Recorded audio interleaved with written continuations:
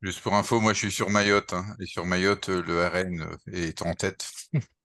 Ouais. Ce qui ne m'étonne pas, parce que la situation à Mayotte est un peu spécifique, et comme le gouvernement n'a pas forcément fait le taf de maintenir l'unité républicaine en inventant du droit déviant, notamment en matière de migration, ça donne Bah, ce genre de choses. ouais, juste vous donner un aspect de la députée Estelle Youssoufa qui est au nord de l'île, parce qu'il y a deux députés, hein. Son discours que quelqu'un a enregistré, c'était de dire ça a repris pour l'histoire le discours qu'a tenu la droite avant l'élection de Mitterrand. Oui, C'est-à-dire les marchés financiers, Salarm et tout, et ça Youssoufa a dit bah c'est soit les rouges d'un côté, soit les bruns de l'autre, et nous au milieu on est les meilleurs quoi. Enfin c'est pas tout à fait ça, mais c'est à peu près ça. Enfin voilà, je vous dis que quelques éléments de langage qu'on entend et bon mais sur l'île c'est un peu compliqué, mais bon c'est heureusement c'est pas au niveau national. tout à fait. Mais au niveau national, la situation n'est pas forcément mieux.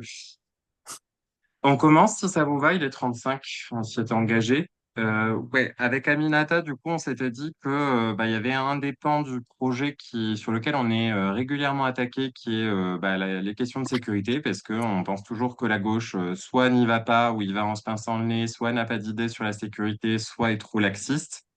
Et donc, du coup, l'objectif de cette formation, c'était un peu de dire, de voir comment on fait en sorte de montrer que non seulement on produit un contre-discours sur la sécurité, mais qu'en plus, notre discours, il est non seulement plus digne et plus républicain, mais aussi plus efficace en matière de lutte contre la délinquance, en matière de réduction des violences.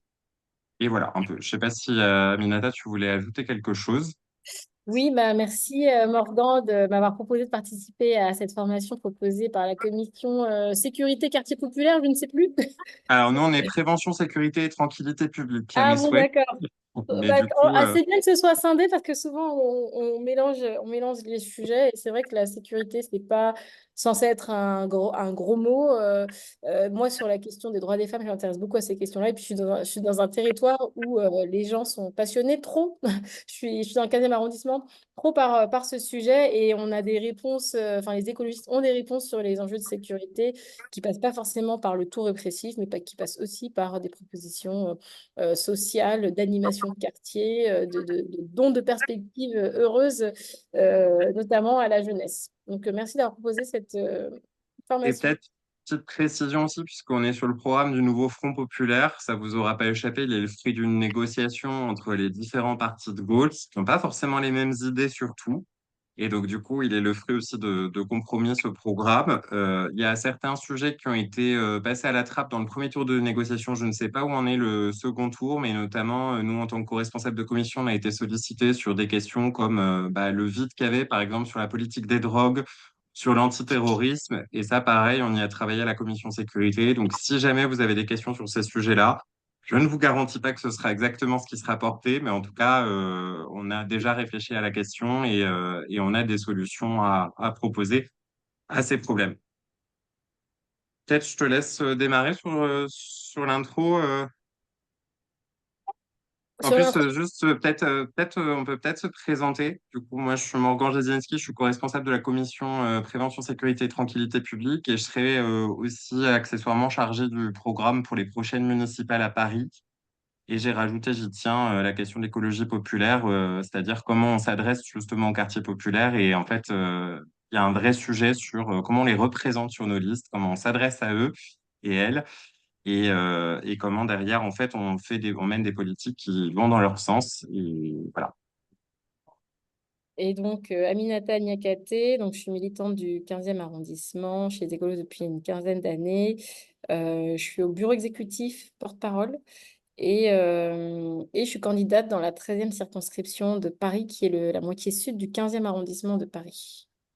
Et accessoirement avocate en civil, donc c'est ce sujet-là, forcément.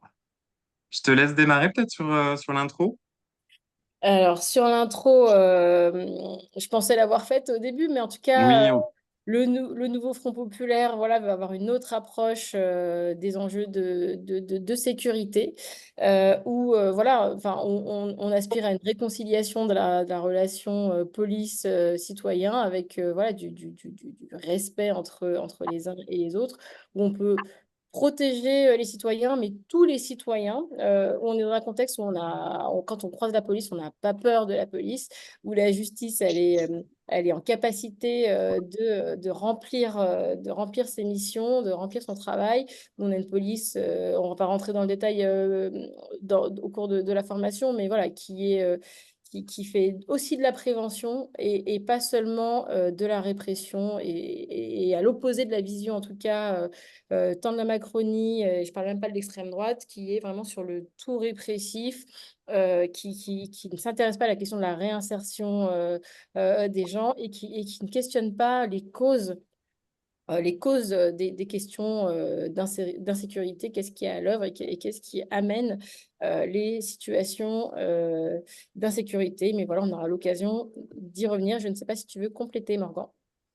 Bah, vraiment, enfin, ce qu'on mettait dans le slide, c'était l'idée vraiment d'un programme de rupture comme sur d'autres sujets. Et je pense que tu l'as très bien dit, sur la sécurité en particulier, on est non seulement sur une rupture évidente par rapport au Rassemblement national, hein, qui bah, vote sur les services publics pour l'augmentation du budget de la police, mais avec des pouvoirs accrus, etc.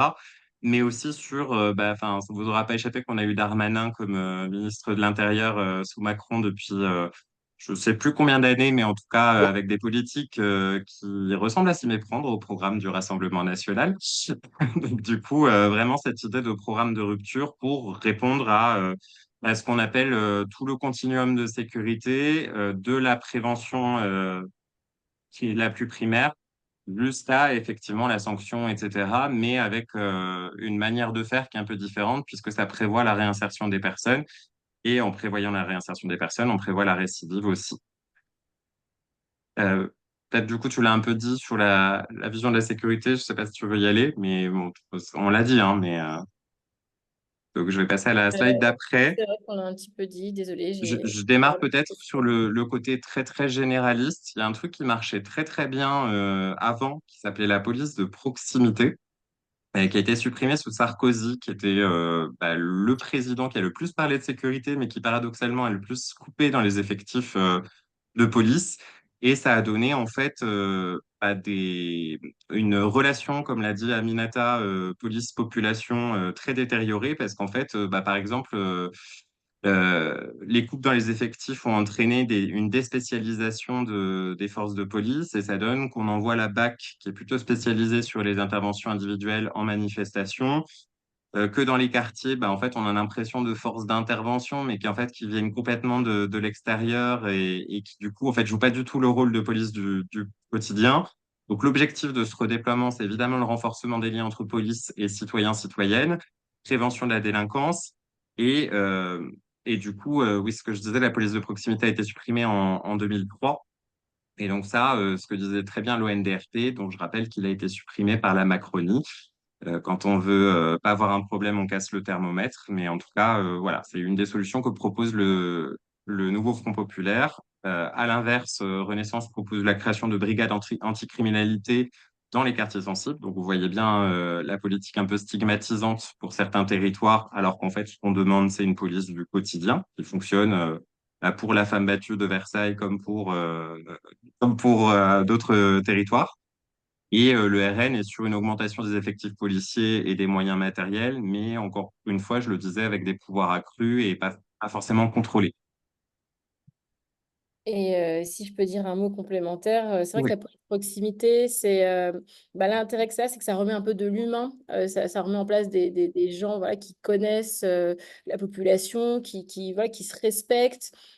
C'est toujours la même police, les mêmes individus qui vont, on va dire, arpenter le territoire. Et ils ont presque un rôle de médiateur social. J'entends une voix, je ne sais pas s'il y a des micros ouverts ou si c'est un écho qui vient de moi et ce qui est problématique. Et voilà, et on remet de l'humain et la présence humaine, en fait, elle est 100 fois plus efficace que n'importe quelle caméra parce que quand il y a une caméra, ben, il y a des stratégies de contournement, de détournement où on se met, où c'est très facile de contourner en tout cas ces caméras et ça ne crée pas plus de sécurité. En revanche, une présence humaine qui arpente le territoire, qui connaît le territoire et qui respecte la population. Ça tue dans l'œuf, voilà, l'insécurité, la délinquance, et vraiment, et puis ça permet de prévenir, comme tu le disais, Morgan, les questions de délinquance. Et donc, c'est une autre vision de la sécurité. Et juste pour compléter aussi un détail que j'ai oublié et qui est un détail de taille, on parle bien de police nationale de proximité. Parce que, il y a tendance dans le gouvernement actuel à une confusion entre les polices municipales et la police nationale. En général, avec un transfert de la charge budgétaire vers les mairies, vers les collectivités. Et du coup, on parle bien de police nationale, sachant que les deux n'ont pas les mêmes prérogatives. On ne peut pas attendre d'une police municipale qu'elle lutte contre le grand banditisme. En revanche, c'est le rôle, c'est le taf de la police nationale. C'est pour ça aussi que j'aurais tendance à préciser police nationale. Je vais arriver à changer de diapo. Je te laisse peut-être prendre la main sur les armes sublétales, enfin sur la question de l'armement de la police. Oui, donc vous avez sans doute vu participer à des manifestations, vu les manifestations, la manière dont elles se déroulent, notamment à Sainte-Soline. On a tous vu les images, la manière dont ont été traités les gilets jaunes. Et puis aussi, il y a eu des manifestations très, très difficiles, très, très violentes, où la violence venait des forces de l'ordre avec des armes mortelles, hein, et mutilantes, que l'on souhaite interdire complètement. Voilà, on peut aujourd'hui aspirer à une société où on peut manifester en sécurité, où on peut être protégé par la police. La police, elle est censée garantir la liberté de manifester. Et il y a des gens qui refusent, qui se refusent à exercer cette liberté parce qu'ils ont peur, tout simplement. Et la présence de ce type d'armes qui n'apaise pas l'espace public, qui n'apporte pas à l'ordre public, hein, qui crée plus de la confusion lorsque ces armes sont utilisées, et de la violence contre les manifestants dans des circonstances où ce n'est pas nécessaire, et aussi dans un contexte où au niveau européen, on est fustigé par les juridictions européennes sur l'usage qu'on fait de ces armes dans des contextes totalement inappropriés. Donc, je parle des manifestations. Voilà, on souhaite supprimer la possibilité de recourir à ces armes dans un contexte aussi où la formation de la police, voilà, elle est très très faible. Et très rapidement, après quelques mois de formation, même les armes très très létales, après 3 mois de formation, on arme des agents qui n'ont pas toujours les bons réflexes, et qui causent des dégâts durables, y compris de manière collatérale. Et c'est souvent la plupart du temps, c'est de manière collatérale. Et voilà, donc on propose d'interdire ces armes, et contrairement à Renaissance et au Rassemblement national. Vous pouvez couper vos Il micros faudrait si que vous en avez. Claire Pourcin coupe son micro.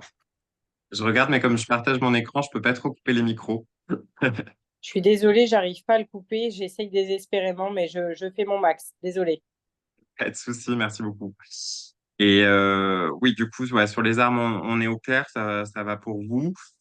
Moi, j'enchaîne sur le démantèlement des BRAVEM. Alors, les BRAVEM, c'est les brigades de répression de l'action violente motorisée que vous avez sans doute vu dans certaines manifestations. C'est en général des policiers qui fonctionnent par deux, qui sont armés plutôt de matraques télescopiques, mais en tout cas cagoulés. Et en fait, déjà, ça pose pas la confiance, en fait, un policier cagoulé. Je peux comprendre que ce soit un enjeu de protection de l'agent, etc. Mais en tout cas, de la même manière que les armes sublétales, ça n'est pas proportionné au sens du nouveau front populaire. Ce qu'on dit, hein, l'objectif, c'est d'éviter une réponse excessive aux manifestations et contribuer à l'apaisement social. Bon, vous avez des critiques chez Amnesty International qui sont assez intéressantes sur les méthodes des Bravem. À titre de comparaison, Renaissance, c'est pour la création de brigades anticriminalité dans le quartier sensible, donc ce que je disais.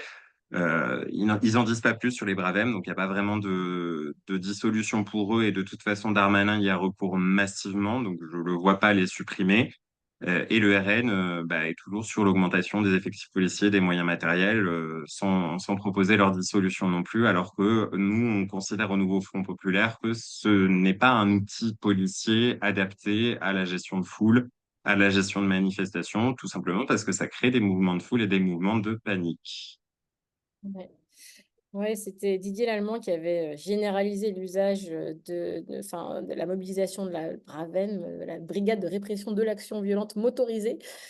Du coup, on se demandait de quelle action violente on parle, si c'est celle des policiers ou celle Mm. des manifestants. Et c'est vrai que ce sont des policiers qui ont des comportements, mais enfin, vraiment, c'est à la limite de la voie de fait en ce qui me concerne, extrêmement violente, qui pratique régulièrement la pratique de la NAS, qui a été condamnée aussi par les juridictions européennes, mais ils n'en ont que faire et qui est mobilisé. Moi, c'est limite, j'en veux même pas aux agents, j'en veux vraiment au préfet de police, s'agissant de Paris, parce que je crois que c'est une brigade spécifique à Paris, hein, la Bravem, qui fait vraiment beaucoup parler d'elle. Voilà, en tout cas, elle a pas sa place. Enfin, elle est censée intervenir dans le cadre de manifestations susceptibles de dégénérer. Mais en réalité, quand ils arrivent, ils dispersent pas les gens, en fait. Ils les nassent et ont des comportements extrêmement violents dont tout le monde a pu être témoin. Donc voilà, on souhaite démanteler cette brigade qui a été un outil de répression des mouvements sociaux de manière assez brutale et qui a été utilisé politiquement pour marginaliser la contestation et les manifestations pacifiques organisées notamment au moment de la réforme des retraites. Et pour l'anecdote historique, c'est une brigade qui est directement héritière d'une autre brigade qui existait sous le régime de Vichy. Ça vous pose un peu l'origine théorique et on va dire politique du problème. Et pour vous dire, il y avait même eu un rapport, je crois, de l'Observatoire parisien des libertés publiques qui a été créé par la Ligue des droits de l'homme et par le Syndicat des avocats de France. Et donc, ce rapport faisait état de 90 observations faites sur les pratiques de maintien de l'ordre estimées illégales, violentes, dangereuses et promptes à faire dégénérer les situations, alors que la vocation de la PAREM, c'était plutôt exactement l'inverse. Je te laisse la main sur les emplois aidés, pour les associations. Les emplois aidés pour les associations, bah, moi, ce que je pense aussi, c'est que euh, un des vecteurs de sécurité, c'est pas que la répression, c'est pas que la violence de la police, la menace d'une sanction. Ça passe beaucoup par bah, les perspectives aussi qu'on donne aux jeunes, les possibilités d'animation qu'on donne aussi dans des quartiers, on va dire, délaissés, enclavés, où il se passe rien. Un endroit où on n'est pas laissé livrer à nous-mêmes, désœuvrés, avec aucune perspective de construire son avenir, aucune vision sur les choix qui s'offrent à nous pour construire ce fameux avenir. Ça enferme dans des scénarios où, voilà, où c'est plus propice à entrer dans des cycles de délinquance, à être entraîné par d'autres jeunes dans des réseaux de délinquance et animer la vie sociale et aussi créer de l'emploi en les fléchant sur les jeunes, des emplois fléchés sur des publics voilà, qui cumulent des difficultés de ressources ou alors des discriminations. C'est une manière de réduire la délinquance. C'est aussi une façon d'engager la population voilà, sur des causes, voilà, sur des combats qui peuvent donner un sens aussi à leur existence. Enfin, moi, je trouve beaucoup, dans ma vie personnelle, beaucoup de sens dans les engagements associatifs que j'ai. Voilà, ça me nourrit. Et ça m'éloigne, je pense, pour avoir grandi dans un quartier populaire et fréquenter des établissements en zone d'éducation prioritaire, enfin, des quartiers vraiment très populaires. Bah, ça me concentre voilà, sur bah, des œuvres voilà, sociales qui ont un apport positif sur la communauté. Et puis c'est aussi bah, une première marche vers choisir un avenir, un accompagnement sur comment choisir un avenir, le métier.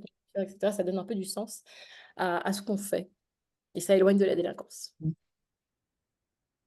Et peut-être à l'inverse, là je viens de vérifier, mais Renaissance propose, enfin envisage en tout cas la suppression de 15 000 emplois aidés en 2024. Euh, c'est la principale source d'emploi dans les associations, donc autant vous dire qu'il y a plein de politiques publiques qui sont déléguées. Enfin moi je suis bien placé pour le savoir parce que j'ai travaillé à l'aide aux victimes au ministère de la Justice, c'était entièrement délégué au secteur associatif. Autant vous dire que sans les emplois aidés, les associations n'arrivent pas à recruter. Et si elles n'arrivent pas à recruter, c'est tout simplement des pans entiers de services publics qui s'écroulent sur les territoires. Et pour le RN, du coup, on est sur la favorisation des emplois, mais seulement dans les secteurs de la sécurité et de la défense. Peut-être sécurité, solidarité, j'y vais, Aminata, si ça te va. Donc, nous, on a, côté Nouveau Front Populaire, évidemment, une vision de la sécurité qui est intégrée aux politiques sociales. Quand on accède au logement, quand on accède à l'emploi, quand on accède à l'éducation, bah, évidemment, on a moins tendance à se tourner vers la délinquance. Après, on a de la délinquance, je ne sais pas si vous vous souvenez, mais à un moment donné, les médias faisaient tout un foin des jeunes en pied d'immeuble, etc. Pendant le Covid, on avait aussi le sujet des jeunes qui étaient surverbalisés dans les quartiers populaires et compagnie. Bah, quand vous êtes dans du mal logement ou du logement trop petit, évidemment, vous avez plutôt tendance à aller dans la rue, en fait, parce que c'est le seul espace qui vous est accessible. Et donc, du coup, c'est là que tout est un peu lié et que du coup, c'est important de penser la sécurité dans une vision globale, enfin, une sécurité vraiment globale, contrairement à ce que disait la loi du gouvernement, la loi Darmanin, avec l'importance de la prévention par la réduction des inégalités sociales. Ça, c'est un truc que Bourdieu mettait très bien en avant dans ses études. À titre de comparaison, Renaissance sépare strictement la sécurité d'un côté et les politiques sociales. Et encore, c'est pas tout à fait juste ce que je vous dis, puisque en fait, ils ont envisagé aussi de couper sur les allocations familiales, etc., sur les parents d'enfants délinquants. Et le RN met l'accent sur un contrôle des populations immigrées pour améliorer la sécurité. Alors ça, c'est important aussi de le dire. J'en reparlerai peut-être sur la question des droits des femmes. Mais en fait, c'est absolument faux ce que dit le RN. Aujourd'hui, le RN essaie de vous faire croire que si on fait rentrer plus d'immigrés, vous allez plus avoir de chances de vous faire violer si vous êtes une femme dans la rue. Aujourd'hui, 97% des viols en fait sont commis par une personne que la victime connaît. Donc, du coup, dans l'entourage immédiat. Donc, en fait, c'est encore une fois un mensonge du Rassemblement national, mais il est plus à ça près. Et voilà, du coup, nous, ça nous semble aussi important de replacer la sécurité dans un contexte de solidarité. Question de la justice. Question de la justice, voilà, bah, c'est le serpent de mer et c'est une revendication forte des avocats, des magistrats, des personnels de greffe, de tous les auxiliaires de justice, donner des moyens à la justice pour faire son travail. Voilà, évidemment, poursuivre, sanctionner les auteurs, notamment d'actes racistes, islamophobes ou antisémites. Voilà, et y compris les auteurs, pardon, bon, j'ai oublié le fil de mon idée, mais c'est pas très grave. En tout cas, donner les moyens de violence, voilà, de violences faites aux femmes. Parce qu'elle manque de moyens pour faire ce travail, pour délivrer des ordonnances de protection, par exemple, quand c'est nécessaire. Voilà, les comparutions immédiates, c'est vraiment c'est l'exemple flagrant. Je ne sais pas si vous voyez comment ça fonctionne, les comparutions immédiates. C'est je commets un délit en flagrant délit, garde à vue, et puis le lendemain, je suis jugée à la va-vite par des magistrats qui enchaînent les dossiers, etc., de manière assez impersonnelle, et prennent des décisions qui vont bouleverser la vie des personnes, alors qu'elles ne sont pas forcément adaptées à leur situation, alors qu'elles n'ont pas forcément été mises en possibilité de démontrer leur innocence, de démontrer que des décisions alternatives à la prison auraient pu être prises pour permettre une réinsertion dans un contexte où la prison c'est beaucoup l'école de la récidive.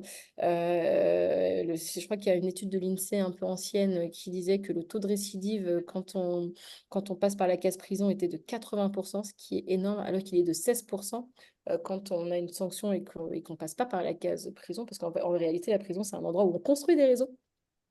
Et donc, on y rentre pour avoir fumé un joint et puis on repart avec carnet d'adresses pour dealer de la drogue dure. Donc voilà, bon, je caricature un petit peu, mais c'est malheureusement pas loin de la réalité. Et c'est la raison pour laquelle on prône aussi la lutte contre la surpopulation carcérale. D'abord parce que les courtes peines, voilà, ça n'a aucun sens quand on envoie notamment un primo-délinquant, et ça arrive souvent. Généralement, c'est souvent le même type de public, des personnes d'origine étrangère, etc. Il y a une fermeté qui est assez excessive quand il s'agit de jeunes qui viennent de quartiers populaires ou même de Rome. Et très vite, à la première infraction, on passe par la case prison. Et quand on passe par la case prison, bah, on perd son emploi, on prend du retard sur ses loyers, etc. Et en réalité, on tombe dans une espèce d'engrenage où on a des difficultés sociales qu'on n'arrive pas à surmonter. Il faut trouver du boulot, les dettes de loyer continuent, etc. Et en fait, ça entretient le réseau de délinquance dans lequel, le circuit de délinquance dans lequel on est tombé. Donc, lutter en tout cas contre la surpopulation carcérale, ça a un impact sur la sécurité. Parce que des gens qui récidivent pas, c'est quand même mieux en termes de sécurité. Et puis, il y a aussi un enjeu de dignité, parce que quand on est trop nombreux par cellule, voilà, il y a problème il y a de la promiscuité, et donc des difficultés d'hygiène. On vit les uns sur les autres. Et puis, qui dit difficulté d'hygiène, dit voilà, voilà, sa présence d'insectes, présence de rats. Et puis aussi, c'est aussi beaucoup de travail pour le personnel pénitentiaire, voilà, qui y a un vrai mal-être au travail pour les personnels pénitentiaires qui ont, plus ils ont de personnes à encadrer et plus leur tâche est lourde et éreintante et le taux de suicide chez le personnel pénitentiaire est assez élevé. Et une des propositions aussi qu'on a, c'est d'instaurer un commissariat à l'égalité pour voilà, une sorte d'observatoire des discriminations. Parce que le meilleur moyen de lutter contre les discriminations, c'est aussi de les constater, d'en prendre acte. Et c'est vrai que c'est assez difficile. C'est assez difficile d'être témoin d'une discrimination quand on fait l'objet. Voilà, moi, si je ne suis pas retenue sur un emploi à cause voilà, de la couleur de ma peau, je suis jamais informée. Enfin, je me souviens que les jeunes avocats, avec le défenseur des droits, on avait fait une enquête où les personnes témoins de phénomènes de discrimination avaient des constats, il y avait un taux de constat de situation de discrimination, de cas de discrimination plus élevé que par les personnes concernées, parce que quand on nous dit non, on n'a jamais l'explication. Par contre, on peut assister à une réunion, on dit ah non, mais elle, franchement, look afro, c'est pas possible. Enfin, ou voilà, bon, Jeanne Marie, elle va nous faire un bébé dans l'année. On n'est jamais témoin de ce genre de conversations qui sont monnaie courante. Qui sont monnaie courante, et c'est souvent les autres personnes c'est plutôt les personnes moins concernées qui en sont témoins s'agissant d'autres individus. Donc, un observatoire, c'est fondamental. Et oui, en comparaison, sur les crimes de haine et délits de haine, par exemple, Renaissance est obsédée par la haine en ligne, ce qui pose d'autres questions aussi comment dire, de faisabilité et de faisabilité sans risque de censure algorithmique. Et le RN, évidemment, est obsédé par l'insécurité qui serait causée par les étrangères et étrangers, alors que d'après les chiffres du ministère de l'Intérieur, qui n'est pas connu pour être l'institution la plus pro-migrant et plus gauchiste de la Terre, en fait, ils sont minoritaires enfin, ils sont pas plus représentés parmi les délinquants que le reste de la population. Et pour répondre oralement à une question qui a été posée sur le fait que est-ce que le nouveau Fonds populaire a prévu de décliner les points programmatiques sur les questions de sécurité, par exemple en circularisant un tract?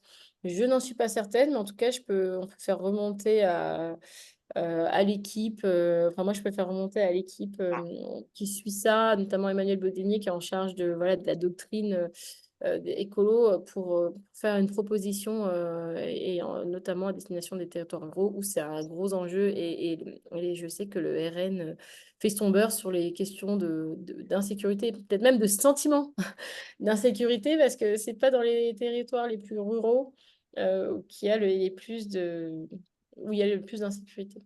Et je l'ai pas dit sur la police de proximité, mais le programme contient aussi de mémoire la question du maintien des gendarmeries sur les territoires ruraux. C'est vraiment vital parce que le problème principal des territoires ruraux, et ils partagent ça avec les quartiers populaires en général, c'est vraiment le manque de services publics. Et ça vaut aussi pour le service public de la sécurité. Et donc, du coup, le nouveau Front populaire est plutôt favorable à un maintien des gendarmeries sur le territoire pour qu'il y ait un maillage tout simplement du service public de la sécurité, parce que sinon, en fait, c'est effectivement très compliqué d'aller porter plainte, tout simplement, quand on est agressé, de faire sa procuration aussi quand on a des élections dans 2, 3 jours. Et voilà. Lutte contre le racisme, je te laisse la main, Minata. Lutte contre le racisme, l'antisémitisme et l'islamophobie. En tout cas, voilà, c'est vrai que c'est un enjeu fort. Le parti a tenu à... je ne sais pas si vous êtes en campagne, sans doute. Moi, je le suis et je suis beaucoup challengée sur les marchés sur la question notamment de l'antisémitisme, mais de toutes les formes de racisme et de haine anti-musulman, enfin, sur la question de l'islamophobie et qui prolifèrent, hein, et les discours du Front National et puis la droite et LREM qui jouent ce jeu-là libèrent une parole raciste de plus en plus dans l'espace public et donc il y a besoin d'un véritable plan de lutte contre les discriminations, que ce soit donc alors, à l'embauche, à la santé, logement, de renforcer les sanctions contre ces actes. Il y a beaucoup d'impunité. Il y a de nombreuses plaintes qui sont classées sans suite. Il y a même pas de chiffres s'agissant des discriminations, du racisme contre les musulmans. Il n'y a même pas de statistiques, alors que voilà, moi j'ai assisté à des comportements, notamment sur les réseaux sociaux et des propos voilà, islamophobes, racistes, antisémites. Et il y a vraiment besoin de se mobiliser sur ces enjeux, de comprendre le phénomène, comprendre ces nouvelles formes d'expression et de manifestation, d'agir contre la banalisation aussi de cette haine qui prolifère, et en particulier sur les réseaux sociaux. Et il y a aussi besoin de protéger les lieux de culte et même les cimetières aussi qui sont très régulièrement profanés.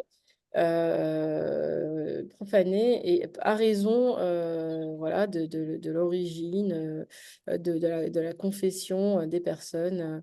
Et vraiment besoin d'une vraie mobilisation, d'une volonté politique d'agir sur ces questions. On a des textes.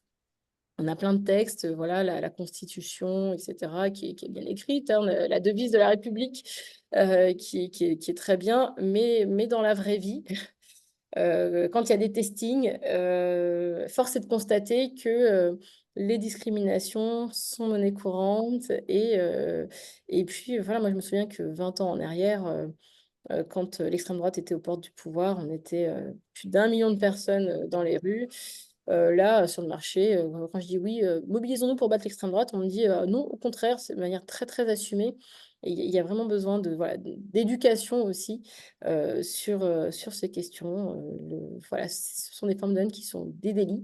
Et donc, c'est aussi vecteur d'insécurité pour les publics concernés qui ont peur, qui ont véritablement peur. Et voilà, Renaissance n'a rien fait sur ces sujets. Et le Rassemblement national, c'est tout l'inverse, en fait. C'est le cœur de leur projet, c'est marginaliser les personnes différentes. Voilà, quand on les entend parler de la loyauté des binationaux à l'égard de la nation, on sait très bien que ça cible les personnes d'origine étrangère. Et il y a vraiment besoin de lutter là-dessus. Et puis, voilà. Sécuriser aussi les lieux culturels, c'est important parce que souvent, la culture, c'est le meilleur moyen aussi d'éduquer les gens sur ces sujets. Et ce sont des cibles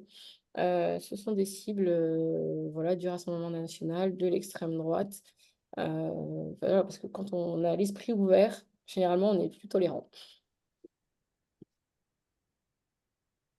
Du coup, sécurité pour les femmes et les LGBTQIA+, hein, pardon, mais on a un peu ramassé pour que ce soit plus efficace et vous laisser le temps aussi aux questions. Donc, nous, on propose une loi intégrale contre les violences sexuelles. Bon, je rappelle quand même, vous vous souvenez du slogan des associations féministes, 1 milliard, pas 1 million, parce qu'en plus, le million que Macron promettait était en réalité 1 million qu'il avait coupé dans les dépenses publiques à son arrivée en 2017.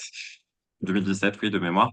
Donc, du coup, il y a un vrai sujet de loi qui appréhende l'intégralité du spectre des violences sexistes et sexuelles. Bon, vous connaissez le violentomètre, ou je sais pas, mais on pourra en parler si vous voulez après. Mais ouais, l'idée que c'est un spectre de violence et qu'il faut vraiment une loi qui appréhende absolument tout, des violences psychologiques aux violences physiques, aux violences économiques.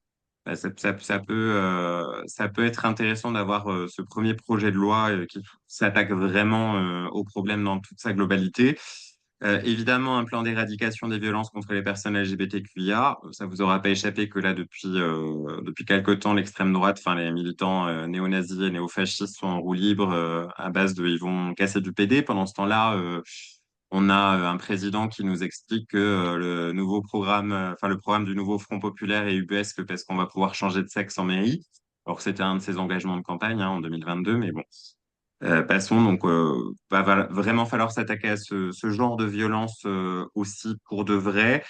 Et puis, bah, du coup, je le disais, la lutte contre la transphobie et l'augmentation des ressources en santé, parce que les populations, que ce soit les femmes qui ne sont pas une minorité, mais qui sont minorisées, et les personnes LGBTQIA+, bah, ont des besoins spécifiques en santé. Et bah, souvent, en fait, si on ne s'adresse pas à ces besoins spécifiques, typiquement par la santé communautaire ou la pérédance, c'est-à-dire des concernés qui vous enseignent comment vous occuper de votre santé, bah, en fait, ça marche moins bien. À titre de comparaison, Renaissance est plutôt orientée vers la sécurité traditionnelle, sans mesures spécifiques pour les groupes qui sont surexposés aux violences, et le RN met l'accent sur la répression, sans politique de prévention ciblée. Et ça, et nous, on envisage de mettre 2,6 milliards, ça augmente tous les ans, C'est ça. sur les questions de lutte contre les VSS, parce que c'est vraiment un besoin de moyens, un besoin de protéger, de prendre en charge les femmes, alors, qui malheureusement, ça devrait être l'inverse, et c'est le sens des ordonnances de protection, mais généralement, c'est elles qui partent quand dans l'urgence, elles sont confrontées à un risque imminent de violence, et ça coûte extrêmement cher. Et il y a plein d'associations, plein de bonne volonté pour les accompagner, mais un manque criant de moyens. Du coup, peut-être à titre de conclusion, on espère qu'on a réussi à vous démontrer que le programme sécurité du nouveau Front populaire bah, vise une société plus juste et apaisée. Je pense qu'on est toutes et tous convaincus autour de la table. Mais du coup, l'idée, c'est quand même de mettre en place des mesures concrètes qui, à la fois, ce que vous disiez, Aminata, renforcent la confiance entre les citoyens et citoyennes et les forces de l'ordre, protège aussi les forces de l'ordre, hein, parce que c'est pas un métier forcément facile que d'être policier. Et la question du renforcement des effectifs, c'est aussi une question d'amélioration des conditions de travail dans la police. Cet engagement aussi pour une sécurité qui évidemment respecte les droits et libertés, donc qui est en toute proportionnalité tout le temps, en toutes circonstances, et l'efficacité accrue bah, en permettant tout simplement aux gens d'avoir accès à un service public de la sécurité, comme on peut y réfléchir sur d'autres services publics comme l'éducation, la santé, etc. Aminata? Et peut-être pour compléter sur ce que tu disais, c'est vrai que moi, pour en croiser beaucoup des policiers, moi j'avais beaucoup de préjugés sur la police, voilà, ayant grandi en banlieue, ayant pas eu toujours de bonnes interactions avec eux. En tant qu'avocate, je les ai vus sous un nouveau jour. Il y a des comportements déviants, mais il y a des gens, voilà, il y a des gens qui font leur métier, qui croient au sens de ce qu'ils font, mais bon, je ne suis pas sûre que ça soit repris dans le programme du nouveau Front populaire, mais en tout cas, ça peut être un élément de langage si vous êtes challengé sur les marchés. Mais c'est vrai que leurs conditions de travail sont extrêmement délétères. Les objectifs qu'ils ont aussi en termes de chiffres, le chiffre pousse les policiers à aller faire du chiffre. Donc, ils vont se mettre dans tel spot. On se dit, voilà, il y a beaucoup de trafic. Et donc, ils vont cibler des quartiers, ils vont cibler des populations, généralement, même indirectement, en disant, bah, parce il faut tenir les chiffres. Et ça pousse les policiers à des confrontations violentes avec les citoyens. Et ça ne va pas du tout dans le sens de l'apaisement. Et donc, voilà, moi, je prône de sortir de la politique du chiffre, parce que c'est pas parce que on a des statistiques sur le site internet du ministère de l'Intérieur qu'on se sent en sécurité et qu'on est en sécurité. On met aussi les policiers en danger. Et puis aussi, cette sensation qu'ils ont clive aussi leur rapport aux citoyens. Et vraiment sortir de la politique du chiffre, ça peut apaiser, soulager les policiers. Et puis c'est vrai que d'avoir des conditions de travail extrêmement difficiles, ils sont pas si bien payés que ça. Ils ont des horaires de malade mental, voilà, parce que la police, ça s'arrête. Voilà, il n'y a pas de vacances, hein, il n'y a pas de jour férié, ils sont mobilisés tout le temps. Et donc cette fatigue et puis la violence que la doctrine du maintien de l'ordre, en tout cas, et le fonctionnement du ministère de l'Intérieur leur impose, eh ben, ça les pousse à la confrontation et ça nourrit un engrenage et un cycle de violence avec les citoyens sur les populations qu'ils ciblent. Voilà, dans un contexte aussi où ils ciblent souvent les mêmes populations, parce que quand on fait de la politique du chiffre, on se dit, bah tiens, dans tel quartier, hop, on va aller faire de l'infraction à la législation des étrangers, là on va faire du stup, là on va faire du contrôle routier, etc. Sans même que ce soit bénéfique à la population en termes de sécurité, en termes de baisse de l'insécurité routière, etc., etc.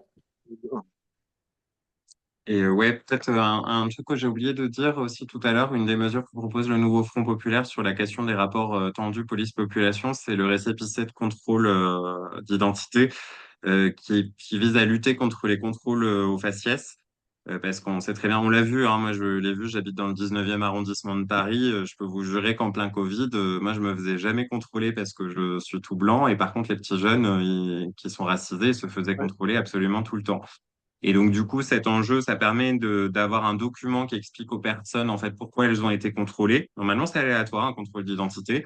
Au passage, ça n'existe pas dans d'autres pays. Moi, j'ai vécu en Angleterre, par exemple. Ça existe aux frontières quand vous rentrez sur le territoire national. Par contre, au sein du territoire national, il n'y a plus de contrôle. Donc, du coup, ça évite les pratiques discriminatoires. Mais disons qu'un point d'étape, et c'est proposé par le nouveau Front populaire, ce serait ce récépissé, qui vient expliquer aux personnes bah, pourquoi ils ont été contrôlés. Et bah, quand on a du mal à l'expliquer, c'est qu'en général, il n'y avait pas de bonnes raisons de contrôler. Ouais, c'est une revendication ancienne de Des beaucoup écolos. d'avocats, des écolos, Mmh. euh, vraiment même de tous les auxiliaires de justice, parce qu'en fait, c'est un acte de procédure, voilà, qui doit remplir certaines conditions pour avoir lieu. Et en vérité, on n'a de traces de ce contrôle que quand on finit en garde à vue. Mais quand on est contrôlé et que derrière, il ne se passe rien, et donc on est surcontrôlé, surcontrôlé, Mmh. surcontrôlé, dans une forme de harcèlement parfois, eh ben, ça ne laisse aucune trace et donc aucune possibilité de faire des recours et de contester des contrôles qui pourraient être discriminatoires ou infondés. Parce qu'en vrai, c'est vraiment un acte de procédure en tant que tel et on n'en a une trace que dans les procès-verbaux d'interpellation, mais on devrait en avoir tout le temps à chaque fois qu'il a lieu. C'est assez facile de faire des PV quand il y a une contravention. On en a eu plein pendant le Covid, par exemple. On pourrait filer un petit carnet, etc. Et du coup, on aurait un contrôle moins discriminant parce qu'il laisserait des traces. Et donc, ouais, c'est une revendication essentielle et ce serait vecteur d'apaisement de la relation police-citoyen. Et du coup, enfin, on n'a pas voulu être complètement exhaustif dans cette formation, mais moi, je reprendrai un peu à mon compte ce qu'a dit Marine Tondelier bah, par rapport à ce que Manuel Bompard disait au débat d'hier sur les questions de sécurité. En fait, les réalistes, c'est nous. parce qu'on est les seuls à pas céder à un populisme sécuritaire qui est, on le disait, bah, non seulement pas digne et pas républicain, mais aussi complètement inefficace en matière de réduction de la violence. Et du coup, bah, nous, on essaie de proposer des mesures concrètes, alors qui ne seront pas d'effet immédiat, hein, on va pas se mentir. En fait, c'est des sujets, typiquement, si vous raisonnez sur les violences faites aux femmes, bah, moi, j'ai hâte qu'on abolisse l'hétéropatriarcat, mais ça va pas se faire en un jour. Contre, en fait, oui, il faut proposer des mesures concrètes. Enfin, Aminata en a cité certaines, hein. Quand on est sur la décohabitation, sur l'hébergement d'urgence, les mesures d'éloignement, etc., bah, il faut des moyens pour que ça fonctionne, que ce soit appliqué, que les juges soient correctement formés, que les policiers et policières soient correctement formés pour prendre les dépôts de plainte. Et ça, bah, moi, à la lecture de ce programme, qui encore une fois est le fruit d'un compromis, bah, j'ai l'impression que ça va plutôt dans le bon sens. Je pense que si vous pouvez porter la bonne parole auprès de vos proches, amis, etc., pour que dans 2 jours, enfin, pour que dimanche, ils votent pour nous, je pense que c'est des arguments en plus. Et pour revenir peut-être sur une polémique qu'on a pu avoir, enfin en tout cas que moi j'ai eu là il y a 2, 3 jours. En gros, donc voilà, j'ai été contactée par un journaliste de Check News, enfin Libé, pour Libé, et puis pour France Info TV. En gros, on a dit, vous voulez lutter contre la surpopulation carcérale. L'extrême droite dit, bah, moins de surpopulation carcérale, ça veut dire libérer dès demain 18 000 délinquants. Machin, donc qui vont être dans la nature, et etc., et qui vont ensauvager vos rues, etc. C'est vraiment de ce niveau-là. En réalité, ce qu'on a expliqué, c'est que c'est notre ambition, en tout cas, la surpopulation, la baisse de la suppression de la surpopulation carcérale, mais ça ne se fait pas du jour au lendemain. C'est possible, il y a déjà les dispositifs légaux pour le faire, des peines alternatives à la prison. Il y a voilà, des aménagements de peines. Quand la personne est prête à être réinsérée, voilà, ou vraiment la limitation des courtes peines, c'est déjà possible d'éviter la prison quand il s'agit de courtes peines, parce que ça n'a aucun sens d'aller en prison pour 2 mois, ça n'a vraiment aucun sens. Et c'est déjà possible de le faire. Et pendant le Covid, pour des raisons sanitaires, il y a eu des circulaires adressées, voilà, au parquet requérir moins de peines fermes de prison, moins de mandats de dépôt. Et ça n'a pas généré de chaos dans la société. Il n'y a pas eu de panique dans la société. Et les États du Nord ont fait ce travail. Et ça a été vecteur d'insécurité, parce que comme je vous le disais, la prison, c'est vraiment ça a un effet démultiplicateur sur le taux de récidive. Et voilà, en tout cas, si jamais vous êtes confronté à cette polémique de vous allez libérer du jour au lendemain 18 000 personnes, fait déjà, ce sont les magistrats qui prennent la Mm. décision.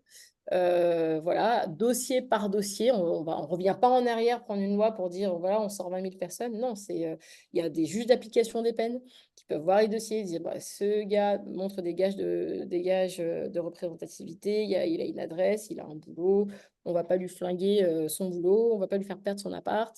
Peut-être que ça vaut le coup de lui faire confiance, de mettre en place un contrôle judiciaire, et puis on voit s'il respecte ou s'il respecte pas. Et s'il ne respecte pas, ok, détention provisoire. Il y a des aménagements de peine pour des personnes, voilà, qui ont montré un comportement exemplaire pendant la prison, une libération conditionnelle. Il y a plein de choses qui sont possibles, mais qui ne sont pas utilisées. Il y a aussi les travaux d'intérêt général, qui sont aussi une ressource pour le secteur associatif, qui peut ouvrir l'esprit et donner des perspectives aux jeunes, un peu des formes d'emploi aidé pour les associations, mais de manière bénévole, pour payer leurs dettes à la société. Bah, c'est aussi quelque chose, voilà, qui peut faire entrer des jeunes dans des univers dont ils ne soupçonnaient pas parfois l'existence. Voilà, moi, dans mon entourage, j'ai une personne qui a commis un délit et qui a dû travailler dans une bibliothèque ou dans un musée, c'était dans un musée pendant plusieurs semaines. Et il a eu un coup de foudre pour ce musée, pour l'imaginaire que ça lui ouvrait, les perspectives que ça lui ouvrait. Et je pense que ça lui a changé la vie. Et donc voilà, donc on plaide pour ça. Et c'est pas parce qu'on décide de baisser la surpopulation carcérale, qu'on décide de prôner les alternatives à la prison quand le profil de la personne poursuivie s'y prête, évidemment. Si c'est quelqu'un qui est multicondamné, multirécidiviste, c'est peut-être que voilà, on n'a peut-être pas les juges ont moins de choix, mais quand il s'agit de primo-délinquants, de personnes qui n'ont jamais mis les pieds en prison, ou des jeunes aussi, parce que c'est souvent des jeunes qu'on voit en comparution immédiate, peut-être que des peines alternatives à la prison, c'est un meilleur vecteur de réinsertion et un vecteur de sécurité. Et puis, c'est une ambition qui ne crée pas de l'insécurité. Et la période Covid en a été la preuve parce qu'il y a eu des milliers de peines de prison qui ont été épargnées, des millions d'aménagements de peines qui ont été prononcés, enfin des milliers plutôt, et ça n'a pas provoqué le moindre chaos. Vraiment. Peut-être on passe à une phase un peu plus question. C'était dit qu'on tenait en 1 heure. Je vous ai transmis les diapos. Bon, après, encore une fois, c'est pas exhaustif surtout. Et puis, même le programme en soi pouvait pas l'être complètement, y compris sur ces questions de sécurité. Mais bon, j'espère que ça vous aura été un peu utile et formateur. Et puis, bah, si vous avez des questions, on a le temps. Sinon, je vous propose qu'on se souhaite une bonne soirée chaude, mais avec le climat politique actuel. Vas-y, Bernard. Oui, j'avais la question un peu, bon, on voit des chiffrages, je ne sais pas si vous avez fait des réflexions entre ce qu'on retire, ce qu'on ajoute, y compris, ça, c'est la première question. La deuxième, moi, je m'interroge sur tout ce qui est autour de la médiation civile, parce qu'on parle toujours de médiation policière, mais il me semble que la médiation civile, c'est quand même aussi, bon, étant de culture dans la non-violence, je pense qu'il y a un lien entre ma question et aussi nos valeurs. Et puis tout à l'heure, il y avait une diapo. Non, c'est pas de diapo. La réflexion, c'était le travail sur les représentations. Il me semble que si on veut faire évoluer les choses, bon, c'est pas à court terme, hein, mais les représentations, je pense que c'est un sujet de. Moi, je suis sur Mayotte, par exemple, et donc la violence, elle est quotidienne. Je veux dire, il y a pas longtemps, il y a un collègue de la préfecture, c'est simple. Il y a des jeunes qui lui ont bondi dessus, ils lui ont donné des coups de couteau sans motif, ils lui ont rien demandé, ils ont directement. Donc il y a ces réalités-là, mais derrière on remonte pas en amont. Et je fais le lien. Bah, tous les jeunes, ils ont tous des téléphones. Je vais prendre de Domelder Camara qui disait la première violence, c'est la pauvreté. En fait, beaucoup naissent avec la violence, c'est celle de la pauvreté. C'est-à-dire, ils ont rien. Il y a des jours où ils mangent pas. Donc, ils comprennent, et c'est la deuxième violence, qu'en étant à plusieurs, bah, certes, ils vont être violents, mais ils vont pouvoir récupérer un peu d'argent, ils vont pouvoir voler, etc. Mais au moins, ils sont plus dans la misère. Puis la troisième, c'est la politique, par exemple, de Darmanin, c'est-à-dire que bah, on va chercher la matraque et comme en support, ils ont des téléphones tous. Hein. C'est surprenant, il y a de la misère ici, mais tous ont un téléphone. Et leur représentation qui est construite, c'est celle du monde actuel dans lequel on vit. Ir acquérir des richesses matérielles, etc. Donc, au niveau de la sécurité de la défense, c'est comment quelle réflexion, mais bon, c'est pas ici à court terme, mais je pense qu'il y a un travail sur les représentations qui doit être fait en amont. Hein, on le sait, là où dans les États où on travaille dès l'école maternelle, l'école primaire, ou dans les expérimentations sur la gestion, je vais dire non violente des conflits, on arrive à avoir des résultats. Donc voilà, trois dimensions, le côté financier, le côté représentation et la médiation civile. Tu veux dire la médiation civile sur le pénal, par exemple, ou tu parles des conflits en dehors des enjeux de sécurité Non, en lien avec la sécurité, mais au lieu d'avoir, si tu veux, au lieu d'avoir des gardiens de la paix, j'ai pris volontairement cette notion dans le chat tout à l'heure, on peut avoir aussi de la médiation via, euh, c'est pas forcément des gens éducateurs spé, mais tout simplement des gens qui peuvent être formés à la technique de médiation, à devenir des interlocuteurs. Parfois, on a des professionnels qui le sont, mais il me semble pas qu'il y ait beaucoup de réflexion sur la médiation civile. La médiation civile. Alors, pour moi, la médiation, c'est par exemple, c'est dans une situation où il y a déjà un litige, déjà une situation conflictuelle, etc. Donc, entre différents individus. Alors, ça fait énormément débat, notamment par exemple, sur la question des violences faites aux femmes. Bah voilà, si mon mec m'a tapé, eh ben, on va pas organiser une médiation entre On l'agresseur est bien et la d'accord. victime. Ça, et Non, mais du là, coup, on est ça- d'accord. Ça, c'est du. Non, mais même dans le harcèlement moral, sur le plan de la réglementation, on te dit, on peut faire une médiation avec ton harceleur. Ça, c'est n'importe quoi. voilà, donc du coup, voilà, c'est vrai que sur les questions de violence, en tout cas, Je serais nuancé aussi, hein, pardon, mais parce que du coup, pour avoir pas mal bossé sur la médiation restaurative, qui fait partie de la justice restaurative, où on est sur des rencontres agresseurs-victimes, parfois directement l'agresseur et la victime, bah, en fait, paradoxalement, ça marche d'autant mieux que le crime est violent, étant établi que ça se fait que dans un cadre consenti des deux côtés, correctement préparé, avec un tiers indépendant formé, etc., etc. Sur la médiation, nous, c'est un truc qu'on défend aussi chez les écolos et je vois que Pauline lève la main, mais en fait, on avait porté avec la commission justice une motion de lutte contre les violences policières. Effectivement, il y a un enjeu sur la formation des policières et policiers aussi. Après, la médiation, c'est très très large, hein, parce que Aminata parlait de la médiation pénale, il y a la médiation restaurative que je viens de citer, la médiation familiale qui fonctionne bien aussi. Mais là, pour le coup, quand c'est des divorces pas trop conflictuels et pas trop violents, et voilà, enfin, ça dépend. J'aurais tendance à dire que ça dépend. Après, sur le budget, c'est difficile à vous dire. Il faudrait que je regarde le détail du chiffrage qui est sorti, puisqu'il y a quand même pas mal d'économistes qui ont dit que notre programme, c'était pas n'importe quoi. Si je pense aux questions, par exemple, d'augmentation des effectifs de police, on a dit aussi qu'on voulait interdire les armes sublétales. Je ne sais pas si vous avez vu les millions que Darmanin dépensait en grenades, notamment pour les manifestations, mais c'est des millions qui, à mon sens, seraient mieux investis dans la formation des policiers, par exemple. Et en fait, il y a aussi des effets de bascule et de vases communicants. Qui font que bah, c'est un peu plus intelligent en fait Pour comme moi, mode de fonctionnement. c'est une question de volonté politique. Voilà, c'est vrai que notre programme économique, je crois que c'est le seul à être soutenu par une prix Nobel d'économie. C'est où est-ce qu'on met l'argent? Et il y a vraiment un consensus au sein du nouveau Front populaire pour, voilà, pour mettre les sous sur les services publics.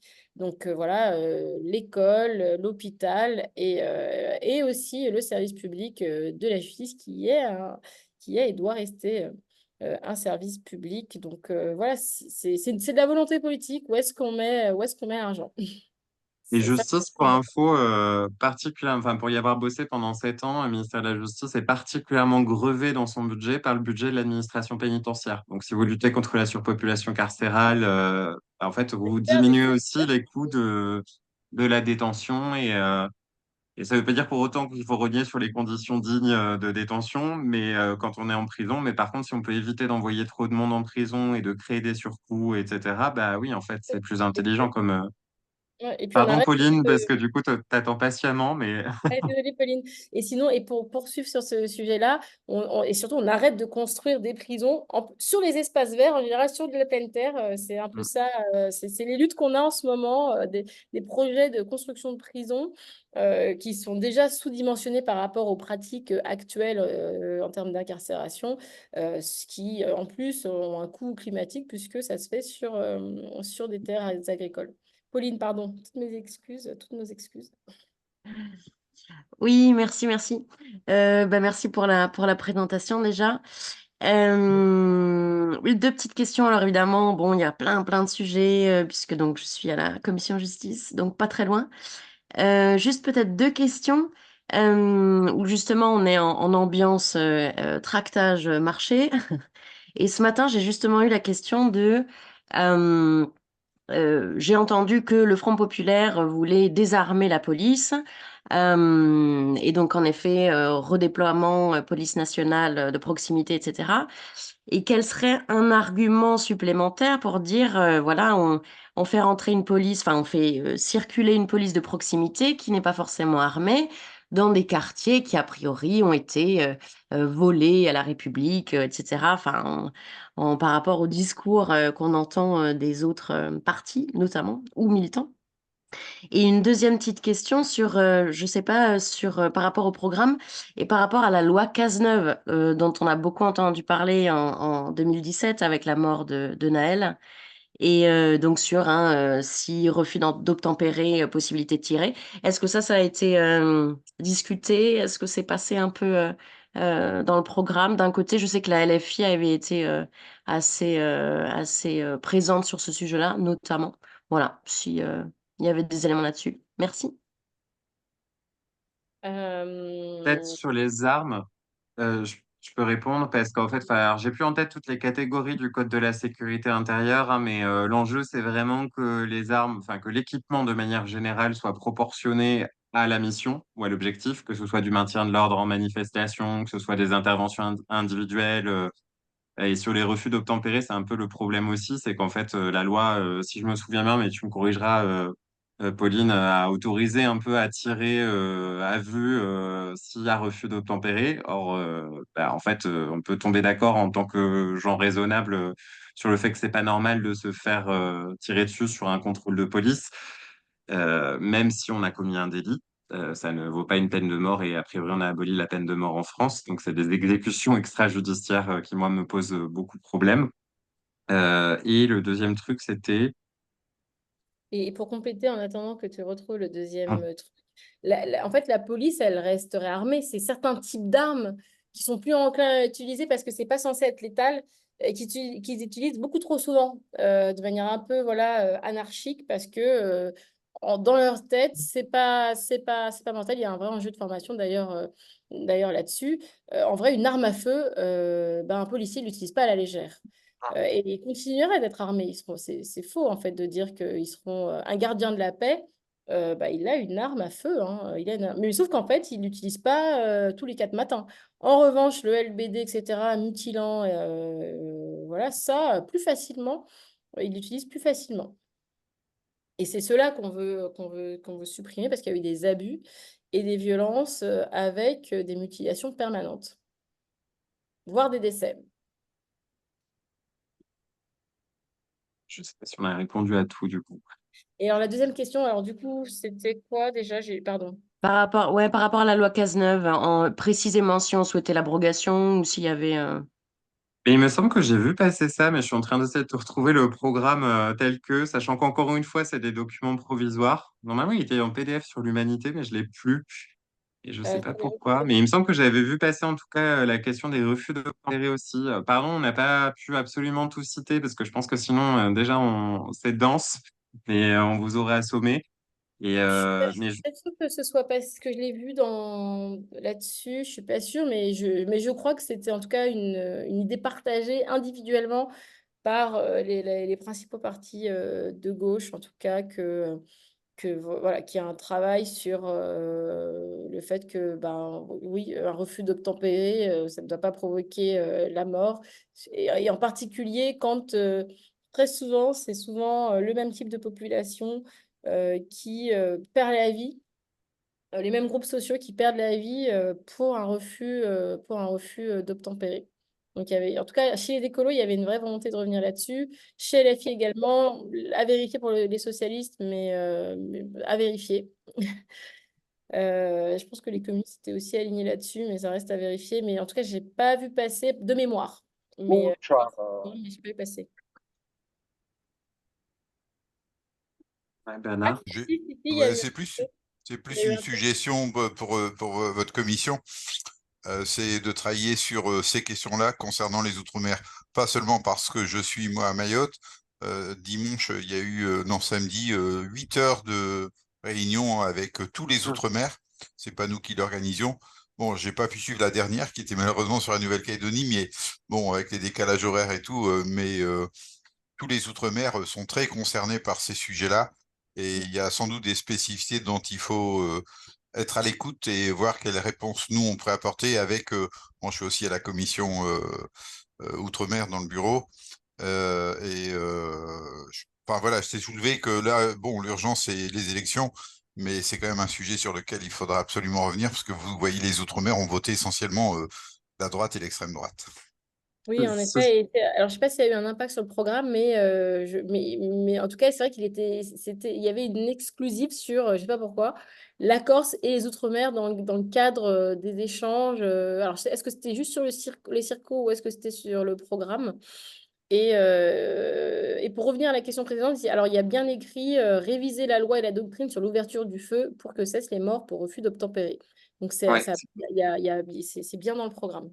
c'était écrit noir sur blanc, c'est ce qui me semblait, mais Et juste, enfin, si ça vous intéresse à terme, je ne sais pas si vous avez mon contact, mais moi je pourrais vous balancer toutes les positions que la commission a co-portées, pas mal avec la commission justice, hein, je le dis pour Pauline qui est là, mais on a travaillé aussi sur les drogues avec la commission santé. Et évidemment, Outre-mer, je pense que ce serait intéressant. Moi, je le faisais quand j'étais à la commission immigration, parce qu'évidemment, l'Outre-mer, enfin surtout Mayotte, est quand même le laboratoire de tout ce qu'il y a de plus déviant en matière de on teste, hein, mais les frontières aussi en matière de technologisation de la sécurité, par exemple, sur la vidéosurveillance, on teste beaucoup de choses en termes de biométrie aux frontières. Et ça dérange personne parce que ça concerne des étrangers et des étrangères dans un premier temps, mais en fait, assez rapidement, c'est des technologies qui peuvent être retournées contre 100% de la population. Bon, après, nous, écolos, on s'indigne quand ça concerne des étrangers aussi, évidemment, mais je le disais un peu de manière cynique, mais voilà. Bah, Ouais. il suffit de se souvenir pendant la Seconde Guerre mondiale, les enregistrements qu'on avait juste avant la guerre des Juifs, dont se Mm. sont servis ensuite les services pour avoir une politique antisémite qu'on connaît tous, quoi. Et Donc sinon, oui, c'est clair, tu as Et raison. sinon, comme je parcours le programme en même temps, Mm. il y a bien des dispositions, mais c'est vrai, assez marginales sur les Outre-mer. Mais en tout cas, à un moment donné, il est mentionné qu'il fallait prendre systématiquement en compte les Outre-mer dans chaque texte législatif. Voilà. Mais c'est pas forcément en lien avec les questions de sécurité, c'était vraiment sur la planification écologique, sur l'urgence sociale, mais pas nécessairement sur les questions de sécurité, quoi. Oui, mais Aminata, là, je vais te donner la position de la commission, et y compris de mon observation, on connaît bien notre parti, on dit toujours ça, mais quand on regarde les textes, on oublie très souvent les Outre-mer. C'est vrai. Donc, mais je cherche pas à faire de jugement, hein, c'est factuel et bon, c'est pour ça que moi, je suis aussi le co-responsable de la commission mer littorale, donc participant à certaines de nos réunions nationales ou quoi, quand je peux, dans d'autres réunions, rappeler qu'il y a les Outre-mer, eh ben, je le fais, mais il faudrait que ce soit systématique réellement. Dans quasi tous nos projets de loi, enfin, toutes nos lois, il y a des dispositions spécifiques en plus à l'outre-mer. Donc, c'est vraiment une question qu'il ne faut pas qu'on évacue. Je suis complètement d'accord avec toi. Après, Ouais, juste, si je peux être un peu indulgent avec les négociateurs et négociatrices qui ont dû passer à peu près 3 nuits blanches avant d'arriver à ce programme commun, parce que c'est pas évident, hein, parce que on en parlait l'autre jour quand je faisais la formation généraliste, rien que sur le nucléaire. Je suis pas persuadé que les écolos et les communistes soient très d'accord. Sur la sécurité, il y a peut-être des divergences entre nous et les socialistes, LFI et nous sur d'autres sujets. Enfin, et en fait, je pense que c'est quand même un beau boulot qui a été fait et qu'on peut s'en féliciter parce que quand on voit que le fascisme est au bord du pouvoir en matière de politique de sécurité, je suis pas persuadé d'avoir envie en tant que LGBT de vivre sous un gouvernement fasciste. Non, mais là, on est complètement d'accord et c'est la position que je défends aussi. J'étais là hein, quand OCF, un peu extraordinaire, etc., qui a été fait, l'explication. En 3 jours, bah, on le sait, il y a des trous dans la raquette. On a été, comme tu disais, consulté en tant que responsable sur les trous. Il y a d'énormes trous. Mais bon, il y a un travail qui a été fait, il y a une réponse et enfin voilà, donc moi je suis en phase avec ton propos et de toute manière, nul n'est parfait, donc bon, voilà quoi. On Bon, roule bah, en apprenant à rouler, quoi. Voilà, c'est tout. on se dit au l'écart et à Ok, dimanche dans les bureaux de vote. ouais. Et Oh, puis bah non, n'oubliez pas. souhaitez-moi pas, parce que dimanche, moi, quand je vais dépouiller, je vais avoir des bulletins extrême droite, droite, alors. Oui, Bon courage pour cette épreuve. je Ouais. t'enverrai les résultats du 19e arrondissement, ça te consolera un peu. Ah, merci. Oui, et puis du 13e, parce que je crois qu'Oeninata, c'est dans le 13e, donc Non, 15e, 15e. Au 15e. 15e. Alors, c'est Mais Ok, pas on espère. circonscription, c'est la 13e circo, mais qui est dans le 15e. ok. On va penser à vous. Allez, on croise les Allez, doigts. Allez, bonne très bonne soirée campagne, à toutes et à tous, et puis bon courage. courage pour Allez, cette fin de campagne parce que c'est un peu dur, Ouais. cette Allez, élection. bon Au revoir. info. Au Bonne revoir. soirée. Bonne soirée. Merci beaucoup.